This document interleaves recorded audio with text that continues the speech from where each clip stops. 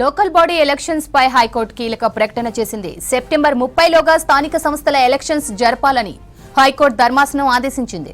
స్థానిక సంస్థల ఎన్నికల నిర్వహణకు రాష్ట్ర ప్రభుత్వం నెల రోజుల గడువు కోరింది.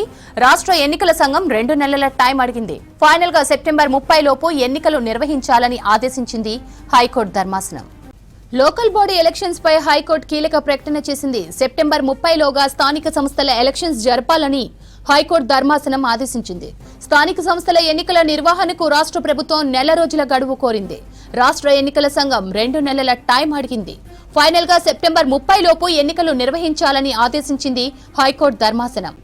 దీనిపై మరింత సమాచారం ధనరాజ్ అందిస్తారు. ధనరాజ్, కోర్టు లేటెస్ట్ అప్డేట్స్ ఏంటి?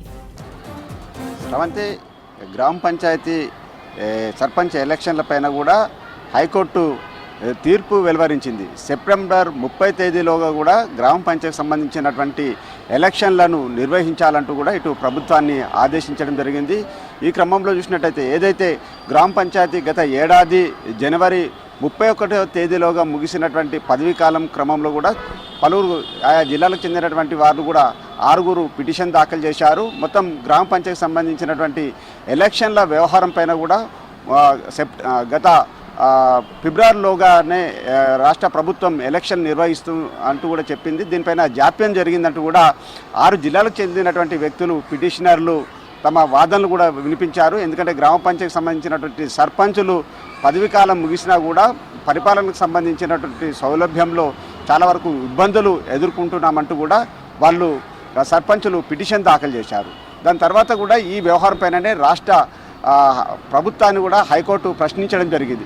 మీరు ఎందుకు గ్రామ సర్పంచ్కి సంబంధించినటువంటి ఎన్నికలను ఎందుకు నిర్వహించట్లేదు? అదేవిధంగా మీరు ఎన్నికలు నిర్వహించినట్లయితే పాత సర్పంచులనే తిరిగి నియామకం చేపట్టాలంటూ కూడా ఇటు హైకోర్టు రాష్ట్ర ప్రభుత్వాన్ని కూడా ఇటు సూచించడం జరిగింది.